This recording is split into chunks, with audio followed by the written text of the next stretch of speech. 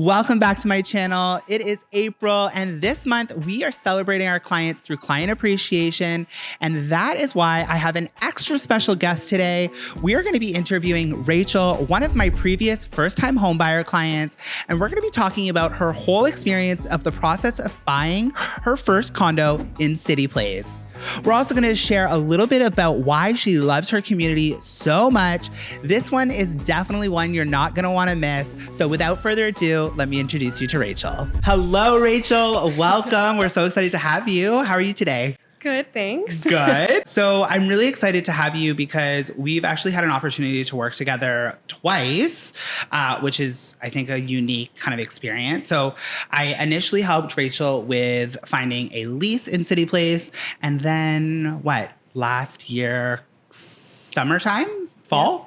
Summer, fall? Summer, fall? Yeah. 6 months ago already? Yeah, just about. That's crazy. So 6 months ago, Rachel actually bought her first property in the same building as her lease, which is really funny. We went up, 16? 16? Okay. 16-ish. Okay, Course, 16 floors, so a lot higher, which is really exciting. Thank you so much for spending some time with us. We are going to talk about a bunch of different things. So we're, of course, going to talk about the first buyer experience. It's something that we're really passionate about, and we're sharing kind of tips and tricks. And you help shape the future service that we can provide to first-time homebuyers. So thank you so much. We're also going to talk about the neighborhood that you live in. So Rachel lives in City Place here in Toronto West, which is like a thriving neighborhood and community for professional millennials. And that's really kind of who we speak to a lot of the time. So we're really excited to dive in. You ready? Yep. Shake it out? You're good? Sure. Let's go. All right. So the first question is, looking back, what do you wish you had known before starting the process of buying your first home? Not to rush, I feel like. Yeah. That was, I thought once we started, I feel like I was in the same mindset as renting, where you need to be really quick about it. But as you showed me, that was absolutely not the case. Yeah, I think that also it's like a cultural pressure, right? Definitely. Because you just feel like you need to own real estate and get in and start that grown up experience. But at the end of the day, we want to make sure that it's a good place and that it's the wise decision. You make a really good comparison, that there's a difference between finding a lease and finding your resale property. I think a large portion, and you can let me know, but I think a large reason why finding a new rental there's so much pressure is because you have to give notice to your previous one. So there's kind of this arbitrary timeline that you have to meet. Whereas when you're looking for resale coming out of a lease, you can kind of time it a little bit better. Yeah. Making sure that you have at least 60 days so that you can give notice and kind of just transition super easy. Yeah. How was the transition for you? I mean, you literally moved in the same building, but from kind of closing off on your rental to getting the keys of your new condo, what was that transition like for you? I feel like I lucked out in a lot of areas because when we got my rental, we paid the first and the last 2 months. Yeah. So having the last two already paid gave us a bit more leeway with moving.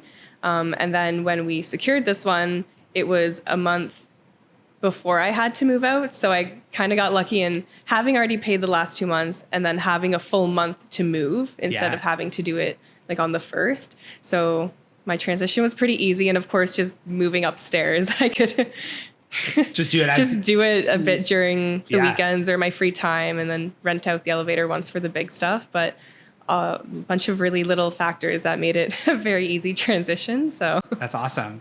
Yeah. So when we secured your lease, we were in a really competitive market. You were a great applicant, but we wanted to make our contract stand out from other people. So we actually offered first month and your last 2 months. Yeah. And that gave you 60 days basically where you didn't need to pay rent. And then that overlap gave you the ability to kind of transition with ease. I love it. Yeah, and literally just up the elevator. So did you do just smaller kind of loads, like a box here and there, and just kind of did it in your put it in my good food boxes and moved it up. Yeah. So smart. All right. So from our first meeting to moving in, what were your favorite parts about the experience and what was the worst? Honestly, I had a lot of fun just going around all the different buildings with you. It's my favorite part too. I just loved seeing all the options out there, and even the ones we didn't like. I feel like, we used to joke around about which buildings we'd been in before and which ones are new to us. And so it's nice just seeing the different living spaces. I really enjoyed that. I can see why you like your job. Yeah. It's fun. It's definitely my favorite part of the process as well, because you get to like go in, you get to like peek at other people's like decor and like how they set up things. You get to check out different views. And I won't put like too much information on blast, but like you also get to play a fun game where you like dating bingo, where you like know the building because of like a date. So those fun kind of moments definitely make the experience a lot easier. I had so much fun shopping with you because it literally always just feels like when we're together, it's just two friends kikiing, which is always fun, right? What was your worst part? What maybe caused the most stress? The competition, which I feel like was worse renting. It was bad competition when we were trying to rent and just like not enough options when we were trying to buy. Yeah. So it was kind of weird because I remember when we were renting, I was halfway to one place on the subway and you'd been calling me a bunch to tell me that they had canceled last minute and I was already almost there. So that wasn't fun. Yeah. All the quick paced competitiveness. And then when we were, not your fault, obviously, but then when we were trying to buy, it was hard to find what we wanted. And then I feel like, again, I just put so much pressure on the timeline for myself that it didn't need to be stressful. But we had such a vision in mind and they weren't providing that in the housing market. We just wanted what I wanted. It's never just as simple as like what you want is like delivered, right? Yeah. Yeah, that competition. I remember there was like a couple times where we found the one. We wanted to submit an offer. And by the time I got home, they already had accepted another offer. Yeah. And that's just the struggles of like the Toronto real estate market, right? And there's no way to know without a doubt what property is going to have a lot of competition or not enough competition. So that totally makes sense. All right, third question. What are some aspects of the collaboration that stood out to you both during both transactions? So more the collaboration between you and I, like what do you feel like worked really well for our dynamic?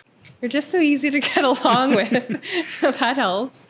You're just like easy to talk to. I feel like you're very straightforward and open, so I always felt like I could be, like I didn't have to keep things I wanted to myself or try to change what I wanted. Yeah. Like you were very clear that just be straight up with what I want so that we can actually find what you're comfortable with, because you clearly understand how important, especially buying a first home is. So compromising isn't really the best thing to do when you're making that long of a commitment. So yeah, I thank you. I agree. I totally feel it the same about you. Like it was such an easy process to work with you.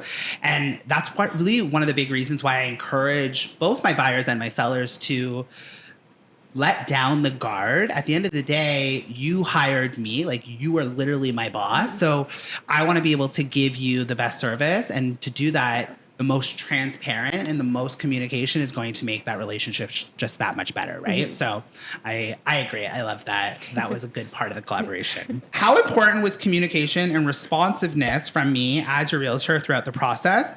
And what impact did it have on your overall experience? Good communication definitely had a positive impact, just because everybody's busy, and having to keep up with high demand offers. And I know one time I was away and there was a place we wanted to see and you FaceTimed me. Oh, yes. Yeah. I remember that communication really, really helped, because then I didn't feel like I was missing out on an opportunity. You were very communicative. And yeah. I always joke, and I felt it especially with us.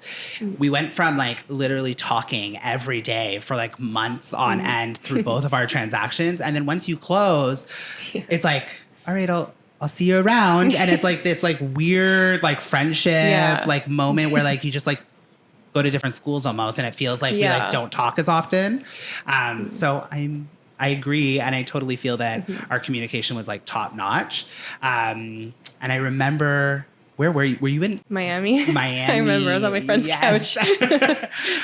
Yes, you were traveling, and there was an amazing. We didn't end up getting the unit, but there was a beautiful corner unit.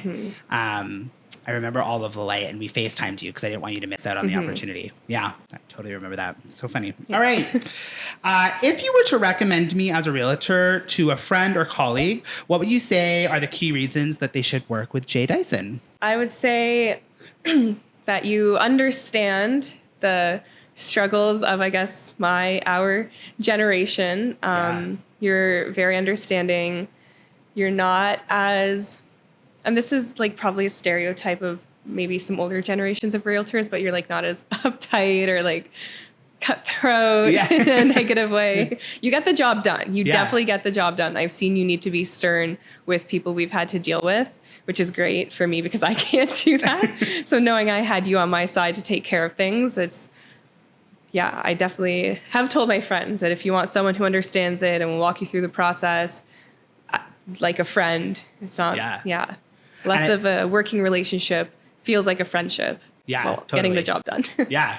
And you've actually, like, I've helped a couple of your friends, which are super I like literally feel like I'm part of Rachel's like squad. So I love that was your experience as well. And that is really my whole entire approach. To assisting my clients is I never want you to feel pressured, right? I never want to have that commission breath, and I never want to be that person that's going to be like pressuring you into spending more or like making a decision.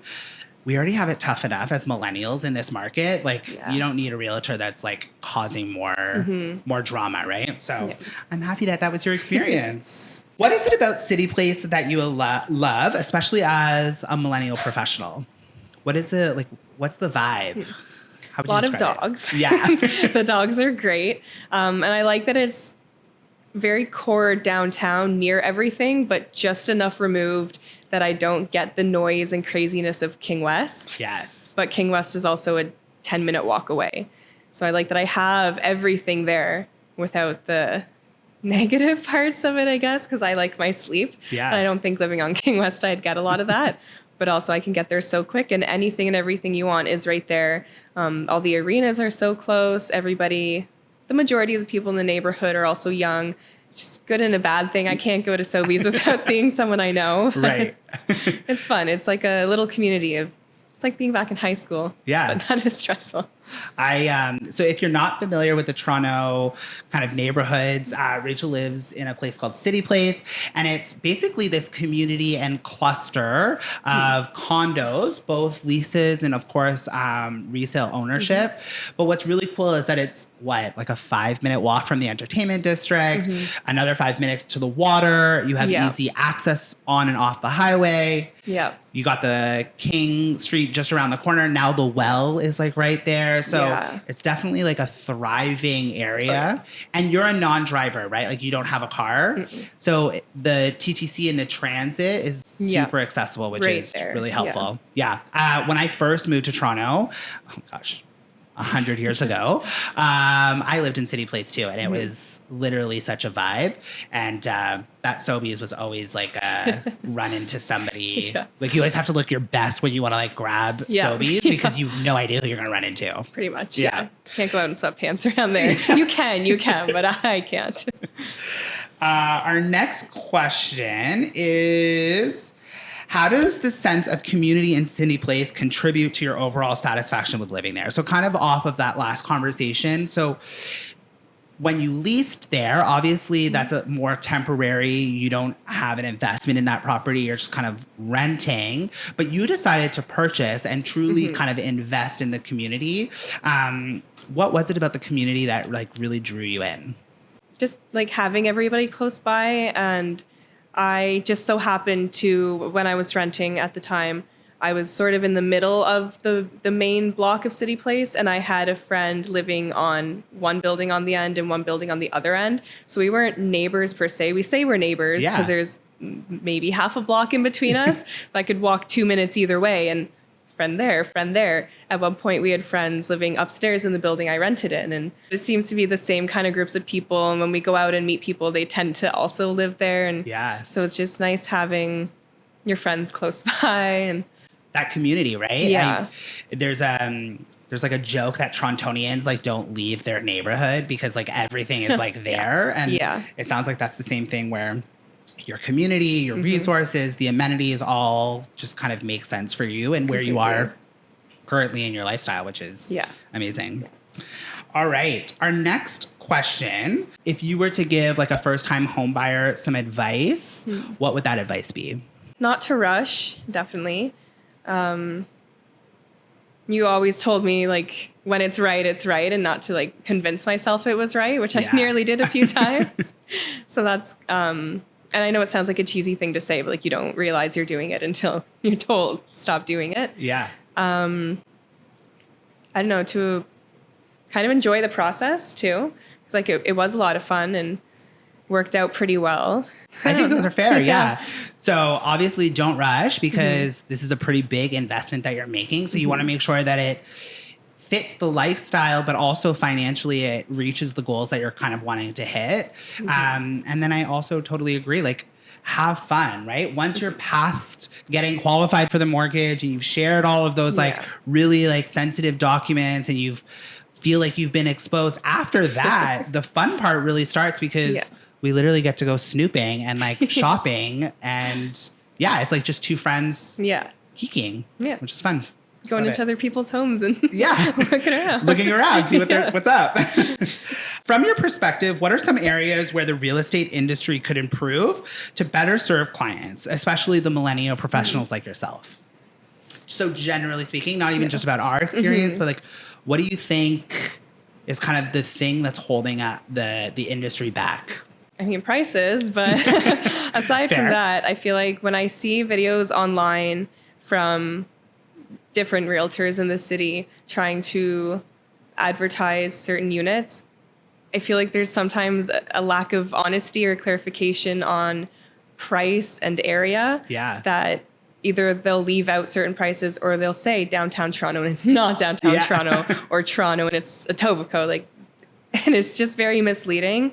And I don't think that's like, it's hard to, you're not going to get people to trust you that way, but it also doesn't paint a very accurate picture of, you know, if you didn't have a realtor and you're trying to look around and try to figure it out, that's not really going to help you find places. And just, the hidden costs and the lying about the neighborhoods always bugged me. My favorite one is there was a listing in Parkdale. And if you're not familiar, Parkdale is close-ish to Liberty Village. But the listing literally was like steps to Liberty Village. And it was like Parkdale, which was like a 10-minute drive away.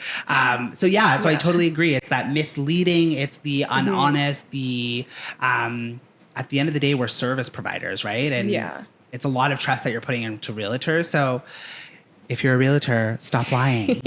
Thank you. Anything else that stood out from our experience working together, both either in the lease side or the buying side? Was there anything else that you felt like was super impactful and made the experience better for you?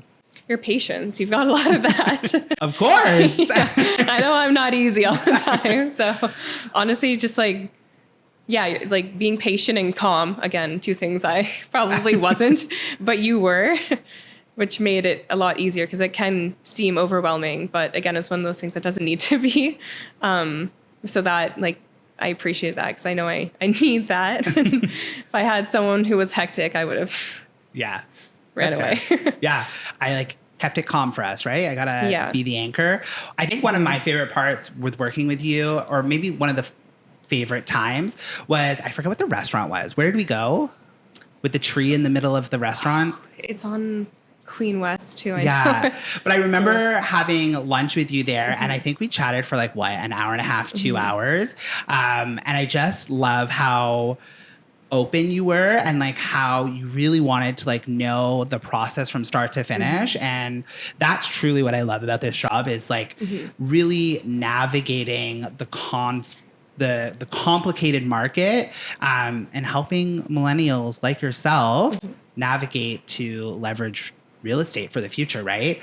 I wish vote Jay for mayor because I would literally make it mandatory for schools to teach more about these things because as millennials, we are truly not set up. I knew nothing. Right. It's so crazy, but everybody wants to own real estate, but we like don't know how to do it. So I really appreciate you being kind of open to learning and really kind of curious about the market. Yeah. Yeah. I mean, I'm pretty sure to this day, I still send you questions about, as of a few weeks ago. I still don't know anything. I don't know what's going on. You're like, what is this tax form? Do I need to do this by tomorrow? Yes. Oops. You can, my inbox is always open for you. You can always message and call. At the end of the day, you're not just a client, you're truly a friend. And I'm so grateful for you spending time with me today and letting me dissect and dig a little bit deeper. Yeah, thank you so much for joining. If you are curious about navigating the real estate market in Toronto, I encourage you to download my buyer's guide. There's a link in the description box below that is literally going to give you step-by-step instructions from start to finish on navigating this crazy market. And thank you again to Rachel. We'll see you next week.